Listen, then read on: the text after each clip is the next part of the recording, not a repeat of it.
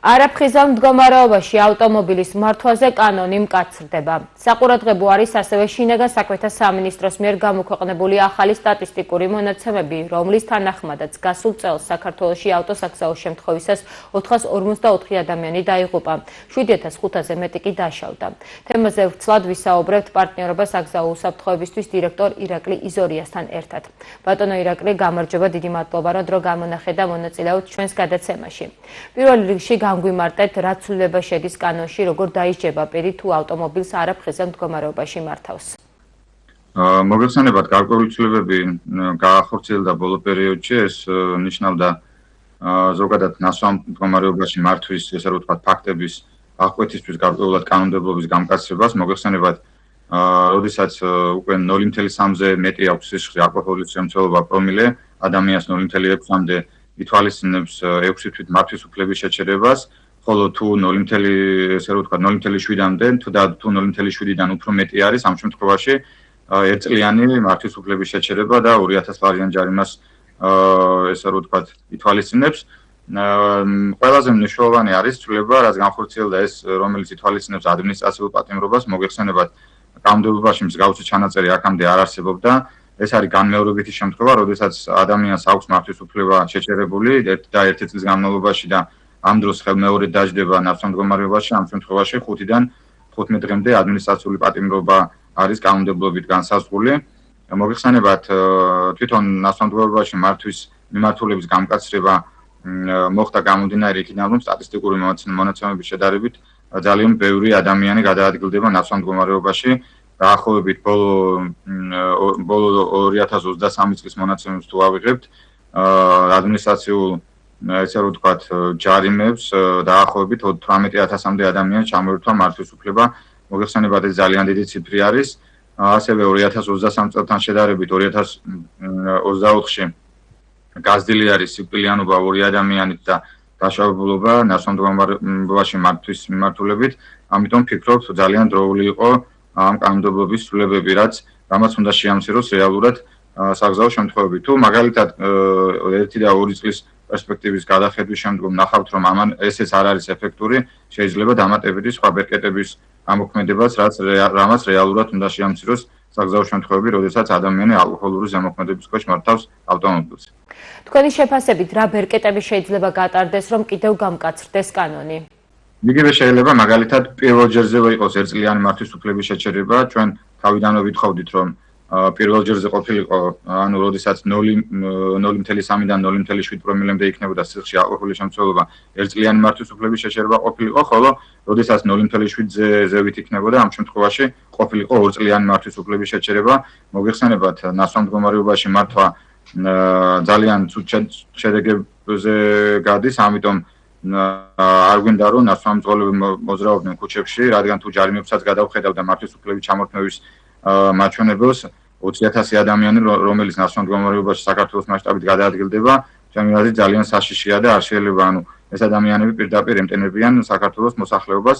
ამიტომ მნიშვნელოვანი არის გავატაროთ ის რეფორმები, რაც რეალური იქნება და არა მხოლოდ არავითარ შემთხვევაში არ იქნება მხოლოდ ჯარიმებზე ორიენტირებული, არამედ შედეგზე ორიენტირებული უნდა ვიყო და პირდაპირ უფრო დიდი ხნით გავუხანგრძლივოთ მართვის უფლების შეჩერება, რაც რეალურად გამოიწვევს მძღოლების დაფიქრებას და ასევე იმას, რომ მომავალში ეს სამართალდარღვევა არ ჩაიდინონ და აქვე მნიშვნელოვანი არის კანონპროექტებთან და ცვლილებებთან ერთად განხორციელდეს უფრო მეტი მასშტაბური საინფორმაციო კამპანია ნავსამ მდგომარეობაში მართვასთან დაკავშირებით. ვიცით, რომ არის ძალიან ეფექტური, როცა ინფორმაციას ღებულობს მძღოლი და რაც უფრო მეტჯერ შევახსენებთ საინფორმაციო კამპანიები მძღოლებს ნავსამ მდგომარეობაში მართვის, ესე რომ ვთქვათ, უბედურ შემთხვევებზე, მით უფრო დაფიქრდებიან და ვფიქრობ, ამით უფრო შემცირდება საგზაო შემთხვევები, რაც უკავშირდება ალკოჰოლური ზემოქმედების ქვეშ სტატის მართვას.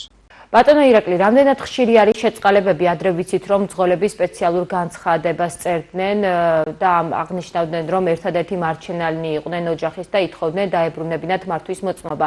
ასევე საინტერესო არის სისხლში ალკოჰოლის შემცველობა 0.3-დან 0.7-მდე რა შემთხვევაში არის დაახლოებით, რამდენი ჭიქა უნდა გქონდეს მძღოლს მიღებული? როგორც მაგ ინფორმაცია, შეწყალების ფაქტები ძალიან იშვიათად ხდება, თითქმის არაკმაყოფილებს შინაგან საქმეთა სამინისტრო პრინციპულად აღებული აქვს გეზი, რომ მსგავსი შეწყალებები არ განახორციელოს. შეიძლება ერთეული შემთხვევები იყოს, თუმცა ესე რომ წერილობითი მიმართვის საფუძველზე აუცილებლად ადამიანები შეიწყალონ, ესე არ არსებობს და ამ შეწყალებასაც ხომ თავისი კრიტერიუმები გააჩნია, აი გარკვეული თანხა არის გადასახდელი, იქ უნდა მოხდეს ავტორიზაცია კონკრეტული პირის, რამდენად შეიძლება რომ ისევ მართვის უფლება დაუბრუნდეს და გარკვეული კრიტერიუმების შემდგომ უბრუნდება და ასე ადვილად არ ხდება და რაც შეეხება თვითონ პრომილეების და მოცულობას, მოგეხსენებათ, მეცნიერულად არ არის დადასტურებული, რომ მაგალითად რამდენი ალკოჰოლ ციხაზე რამდენი პრომილე შეიძლება იყოს, იქ არის ვარაუდები, თუმცა ეს არის ყველაფერი დამოკიდებული ადამიანის ორგანიზმზე. ვიღაცისთვის შეიძლება სისხლში 2 ჭიქა იყოს 0.3 პრომილის შემადგენლობა და ვიღაცისთვის შეიძლება იყოს 0.7. ანუ ეს არის წმინდად ადამიანურ ფაქტორებზე დამოკიდებული და ადამიანის ორგანიზმზე და ჯანმრთელობაზე.